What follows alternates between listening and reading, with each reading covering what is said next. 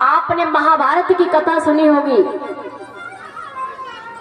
महाभारत इतनी बड़ी लड़ाई, इतना बड़ा संग्राम हुआ, महासंग्राम, जिसे महाभारत का नाम दिया गया। जहां युद्ध हुआ कुरुक्षेत्र में, वहां की जमीन बताते आज भी लाल है, न जाने कितना रक्त बह गया। जब भी लड़ाई होती है तो सत्य और असत्य के बीच ही लड़ाई होती है। पर याद रखना, असत्य की तरफ 1000 लोग खड़े हो, कितने भी लोग खड़े हो, पर असत्य कभी जीतेगा नहीं। सत्य की तरफ लोग हो और तो सत्य परेशानी जरूर होगा, परेशानी जरूर उठाएगा, पर कभी पराजित नहीं होगा।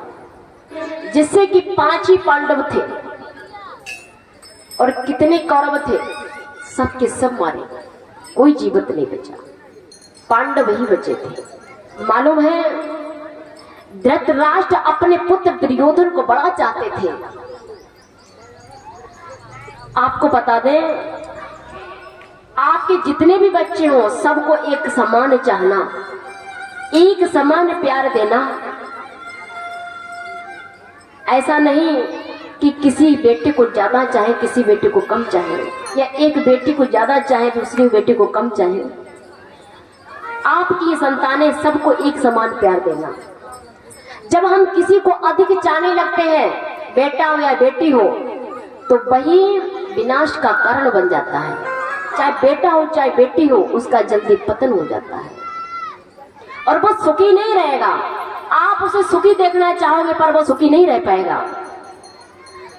अधिक मोह कभी कभी विनाश का कारण बन जाता है।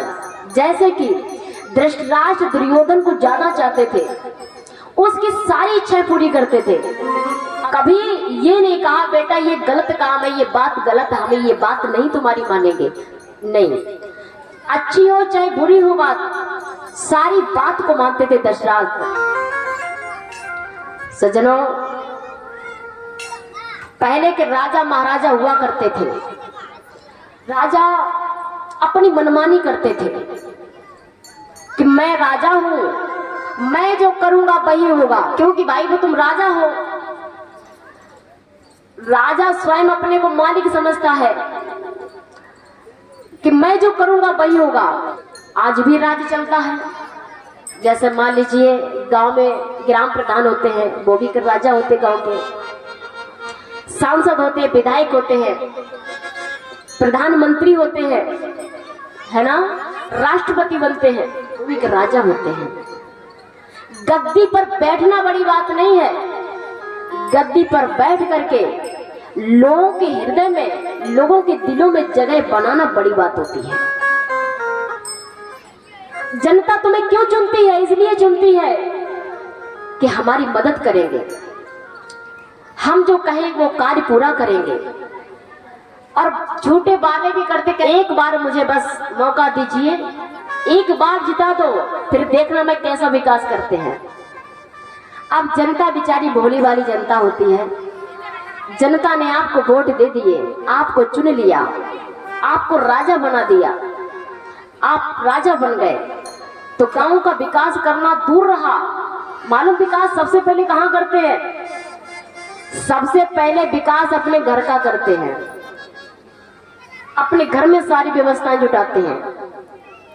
और अक्सर आपने देखा होगा, जो लोग वोट देते हैं ना, उनके काम बहुत कम होते हैं।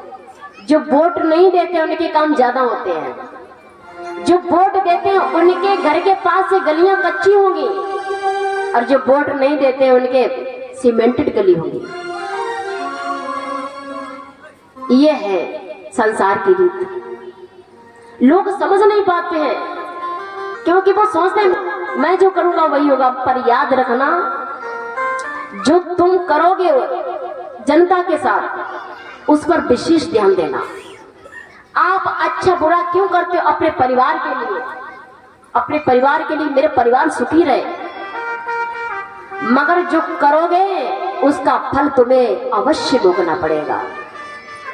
वो परिवार के लोग नहीं भोगेंगे, जो मुखिया होता है ना, वही भोगता है। वही भोगता है। तुम कहो मेरा बेटा भोगे, मेरा बेटी भोगे, मेरी पत्नी भोगे, परिवार में मेरे भाई भोगे, कोई नहीं भोगेगा। अब करते हो परिवार के लिए, स्वयं तुम्हें भोगना पड़ेगा। तो सोच समझ करके चलना है मनुष्य को। जब भोगते हैं ना तब पछताते हैं, बाद में पछताने से कुछ नहीं होता है। एक कहावत में नहीं कहते हैं कि जब चिड़िया खेत चुंग लेंगे फिर भाई हाँकने से क्या फायदा। तो पहले ही समझ जाओ, पहले से ही सुधर जाओ। राजा अपनी मनमानी करते थे तो उनके राजसी राज चले गए, उनका पतन हो गया। महल ऐसे ही पड़े हैं। राजाओं के पुराने महल आपने देखे भी होंगे, उनके घर में कुछ भी नहीं बचा, दीपक जलाने वाला भी नहीं बचा, क्योंकि मनमानी की है, सब विनाश हो गया। तो भक्तों, आप राजा बन जाओ, राजगद्दी मिल जाए तो ऐसे काम करो जो जनता आपके लिए दुआ करे, आपके लिए दुआ करे, आपको आशीर्वाद दे।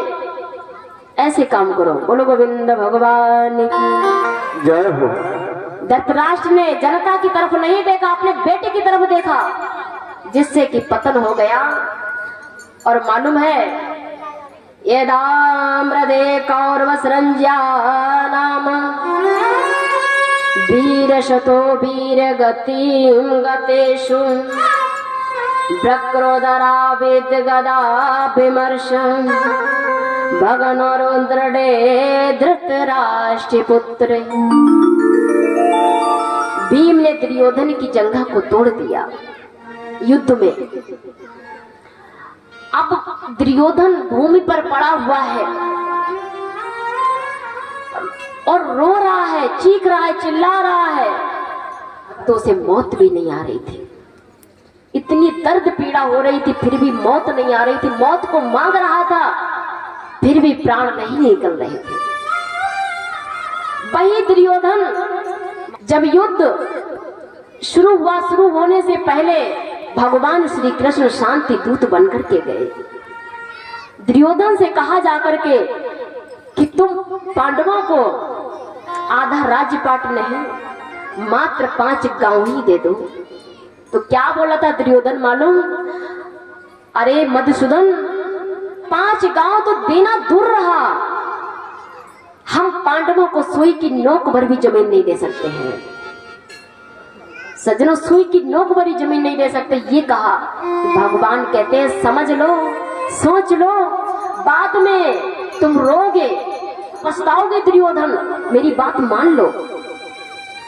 और भक्तों, अब हम कुछ गलत करने को चलते हैं तो एक बार अंदर से आवाज जरूर आती है, वो भगवान की आवाज होती है। भगवान आपको सचेत करते हैं कि सावधान हो जाओ, ऐसा मत करो। पर हम पर्दा डाल देते हैं। जब हम पर्दा डाल देते उस काम को कर जाते हैं, बाद में पछताते हैं। जब भोगते तब पछताते हैं। भगवान श्री कृष्ण ने समझाया पर दुर्योधन नहीं समझा। कहते नहीं, जब व्यक्ति के बुरे दिन आते हैं तो उसे समझाओ जब, तो वो तुम्हारी बात को नहीं समझेगा। उसे यही लगेगा कि ये मेरा अहित चाहते हैं, हमारा हित नहीं चाहते हैं। जैसे कि दुर्योधन की एक बात भी समझ में नहीं आई, अंत में क्या हुआ, उसका पतन हो गया। और भक्तों, आज ऐसे भूमि पर लेटा है जिसके हजारों नौकर सेवा करने के लिए तैयार रहते थे, एक भी नौकर उसके पास नहीं। 100 भाई थे, सबके सब मारे गए जिद के कारण, अपन स्वार्थी के कारण। दुर्योधन बड़ा रो रहा था, पछता रहा था।